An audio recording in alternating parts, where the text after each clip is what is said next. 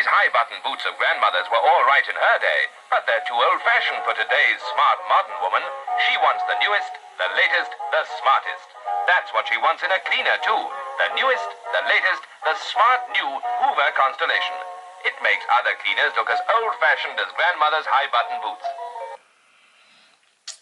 Greetings, YouTube! Today we have my 1956 Hoover Model 84, the Hoover Constellation. Now, I did a video on some of the newer Constellations, but this was one of the first vacuums I picked up as a collector, and gosh, I've had it for about 10 years now.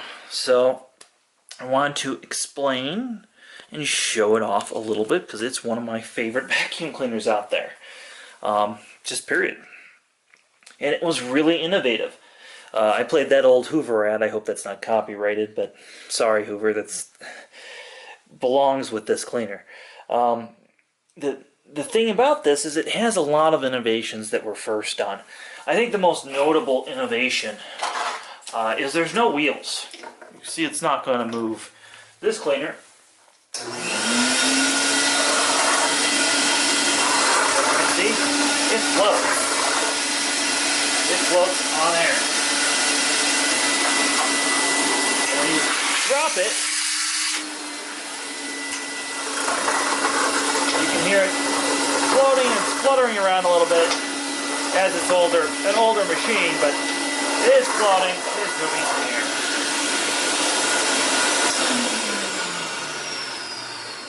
The other thing that's real innovative with this is one of the first vacuums to have a stretch hose. My hose is actually in pretty good condition for its age. Knock on wood, I don't have any cracks yet. Maybe show you the detail on this, because they just don't do things like this anymore. If you guys can see, there's a Hoover logo there. And then on the other side, we have the word Ultra Flex on here. So it's really kind of a big deal. This hose has a swivel here, suction relief valve, interesting locking section. Now, these original pipes, and I wish I could get in there and show you, but there's actually a piece of rubber that seals in between the pipes, so that's what this hump is right here. Now, it's also, excuse me for setting it down like that, you have a swivel top right there, got your Hoover logo, and something they, even on the Maytag Hoover version of this, the later models, I'm going to zoom in there for you, they pretty much this exact same latch, and this latch, they use this on a lot of different Hoovers. It's really fucking heavy duty. It's lasted this long. Now this also has the Bakelite or early plastic, I'm not sure, handle.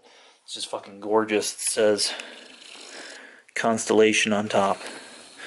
Now when we open this up, again, this is a pretty old cleaner, and the way this vacuum came to me was I was working at a vacuum store, and the son of one of our regular sewing customers, he would come in and buy bags regularly. And one day I realized he was buying J bags. So I said, what kind of vacuum do you have? Oh, it floats, it's old and beat up. And I said, you want to sell it? And kind of thought I was weird, and you know, I think I had $50 in my wallet at the time, so I said, oh, I'll give you $50 for it. You know, if it's in good condition, which it really wasn't worth $50, but I was kind of happy I did that when I did. So he comes back a couple days later. It's in the back of a pickup truck, and I'm like, it's real beat up, but I want it. So I kind of I think I talked him down to like 45 or 40 or not very much, but whatever. So that's how I got this. This is one of the first vacuums, other than Electrolux Model 30, I really lusted after. So if we open this up, I'll show you how the J bags work. I can pull this one out without ripping it. I've had the same bag in here for some time. Oh man, I'm really struggling here. You guys are going to laugh at this. Alright. Try not to rip it, because these are one layer Hoover bags. You can see some cat litter in there. One layer Hoover bags. And then you had this spring, if you look right there, that held this band on here. Now this white thing is not the original filter. I changed that out. This is a HEPA bag that's been cut open and put on here in place. And the reason I did that was for filtration. But I'll show you what's under there. You just have this wire, your motor. You can see from this design, this is actually evenly distributing airflow very, very well in this cleaner. So that's really kind of a cool thing. Again, for the time, you had a top fill bag, which was kind of a novelty at the time. And then the bag doesn't have a gasket. There's a big foam gasket right there. And that donut is starting to rot, sadly. So if anybody knows the source for that, let me know. I'm going to do probably a complete breakdown video on this and do a restore, maybe even with the paint job, because this guy had a rough life. Had a really rough life. So I'm kind of glad I saved him. Some things are a little loose. You know, it's just not what it used to be. But neither is anything else that's that old. Another innovative feature at the time was this wand. Now you wouldn't think this is going to be innovative, but this wand, give it a twist. See the arrow? Give it a twist. And it telescoped. Now, we're used to telescoping wands now, but if I'm not mistaken, this was the first telescoping wand we saw on a vacuum cleaner. And it's lightweight aluminum. It's super light. It makes it really nice to use. So that's the telescoping wand. The floor tool that it came with. This is a great floor tool. So this is very similar to the newer style Miele floor tools, where it has the wheel. I think Miele called it an AirTech or an Alltech. Might have been a FiberTech. I don't know. They started naming them weird. But it came with, the Miele had one very similar. It came with the Jasper and the Klima for a while. So this guy, we have some lint pickers, and those are kind of gone. We have a brush strip. This is interchangeable. Again, you can't find these, so I don't have a new one. I really should put some time in sourcing it. What I did do was replace the hose immediately, because that was bad. But you can see that those wheels adjust, which means that keeps this head floating no matter what angle you're on. So that was kind of a big deal. Now this tool came with it. I'm not sure if it was original. I think it's much newer actually. But we were used to bare floor tools that weren't essentially double jointed and would bottom out. So having a floor tool, I guess it wasn't double jointed, but it was single jointed right there, was kind of a big deal for the time. This came, of course, with a horsehair bristle brush, or might have been boar's hair. Hard to say, but it's pretty worn out. I also had this given to me with it, and again, I think this is newer. Came with it, and then of course I just have a generic black Porta Power upholstery tool with it. So we're going to do some vacuuming with this and kind of see how it does. This is not, I'm not going to recommend that you go out and buy one of these and use it every day. This is kind of a Sunday driver. It's like having an antique car or something like that around. But vacuum collectors will definitely appreciate this machine, and we'll just see how it kind of stacks up to modern standards. We know it's not going to really stack up to modern standards, but we're going to test it and see. I will say I'm not going to test its emissions. We know it's bad. We know it's not a zero emissions machine. The word HEPA filter wasn't even thought of when this was made, so we don't even need to test that. So we have our usual pickup test here. We have our flour, our breakfast cereal, and I kind of tried to spread some of the breakfast cereal on the grout, some cat litter, and then of course some used animal hair from the central vac. So let's see how it does on bare floor. I'm going to keep it over here on the carpet if I can, just to make things quieter.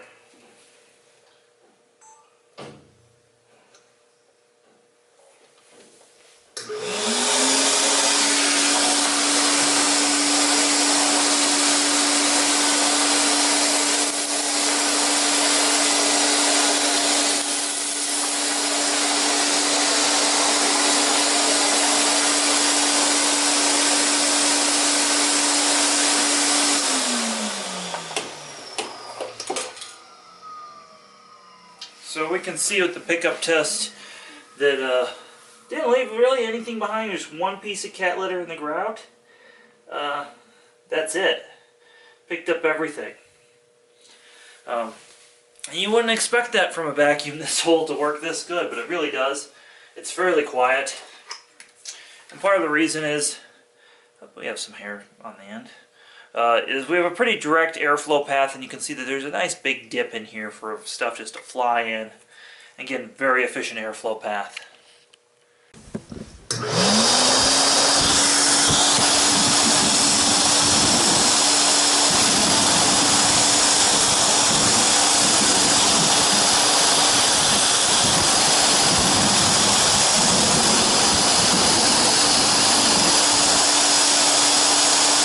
Let's see how it does on carpet without a brush roller.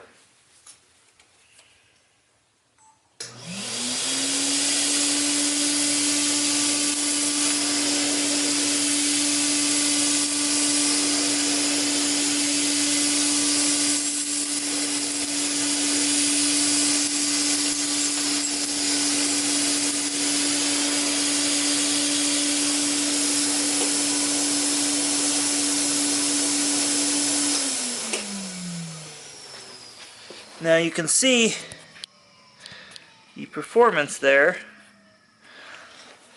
It looks like I got the breakfast cereal seems to be gone. The flour, surprisingly, is gone. There might be some embedded dirt, but it looks good. You know, cat litter is completely gone from what I can tell on the carpet. We have a piece of hair left over. And that's to be expected because, again, this is without a brush roller. We can see that some of the hair would just get caught on this. But for without a brush roller, I think it did pretty good, all things considered. Now, I'm going to do a working water lift test, or working vacuum test, if you would, with this, and we're going to see how that does. And bring this over.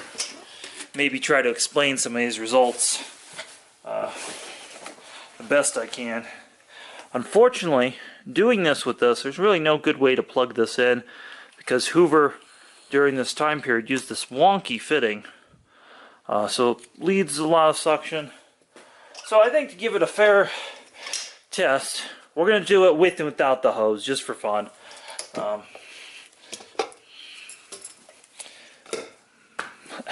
Well, that plugs right in there. It's like it was meant to work on that. So we'll see. We'll turn it on.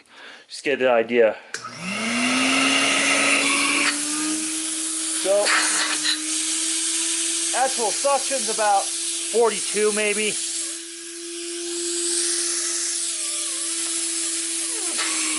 But working water lift or working vacuum, you can see it's not very impressive.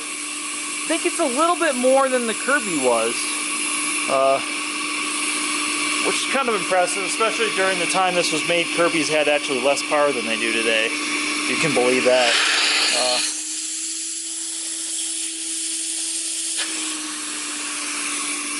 So that's what it gets on the machine. Let's test it with the hose and see what the results are. And this hose is really nice. It just kind of clips in and out, these metal clips, and you'll see I put a little bit of grease on here a long time ago to kind of preserve it the best I could.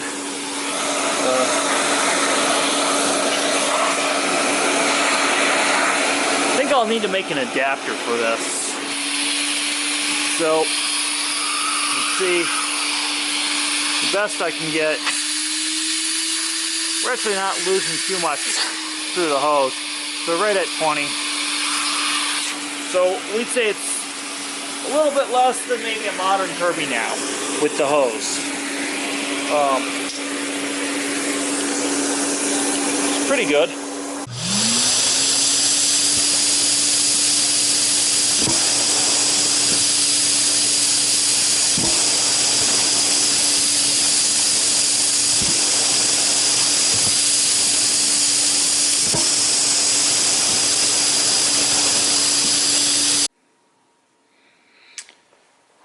The Hoover Hoover Constellation on stairs. There's two things that come to mind when using it on stairs. The first is, you're on top of the stairs, which I never recommend do. It could potentially stop and tip over, so it breaks the air cushion, so it's really not an issue. If you're using this on stairs, like so, you can see that the air cushion is going to be broken right there. But really, it's pretty stable on stairs.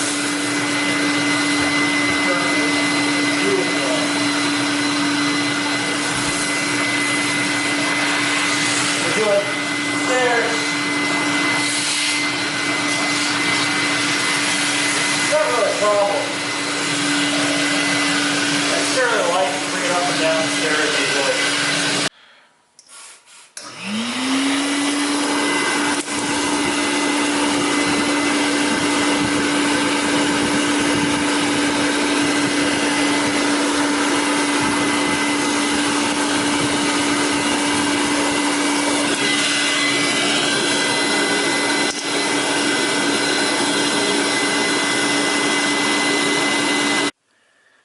So I've pulled the Mila out. I'll explain to you why. I want to explain kind of how quirky this system is. Having an air cushion move your vacuum around. How it just kind of follows you around quite nicely with that swivel. So the reason I pulled that Mila out, just for comparison, is if I do that, now that's one of the best maneuvering canisters, but pushing this back and moving this around actually feels like it takes a lot more effort on this 6000 series Mila, even though it's got casters, because this machine, when it's on, it's gliding on air. So it's essentially a hovercraft. So if you get suction stopped, the whole machine drops to the floor. So that definitely can be kind of a thing. It also, these have a tendency to blow some dust away from the vacuum, though it's diffused pretty much. So I think one thing, you know, people are always talking about them blowing dust. Really, it has to be like an inch or two close for that to be really an issue. It's just kind of a cool thing how these move. And this is my soft, you know, really thick carpet. You can just see it's kind of just gliding along, moving around. A feature that's missing on a lot of vacuums now, and I'm okay with it being gone because it blew dust everywhere, is there is an exhaust port right there on my Model 84 Hoover, so you could use it as a blower. Of course, nobody really ever did that.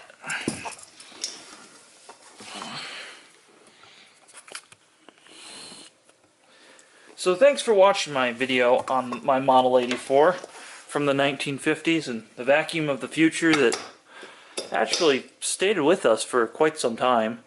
Definitely check out my other video on the other two variants of the Hoover Constellation. There are many variants, but the other two main types, of course there are different colors and years and such, just like there are with this machine. Now, before you tune out, there is always some more footage at the end of my videos. I'm not sure how many people watch them. Comment below if you actually watch the point of view footage at the end of my videos. I'm quite curious to see who does that. Definitely check out our Instagram. And if you want to make more videos like this happen, we're trying to raise some money right now to buy a 4K camera to bring you ultra high definition videos. So please definitely go check out our Patreon. Even $1 or $2 helps us closer to that goal. And of course, thumbs up and subscribe. And hit that notification bell on our videos.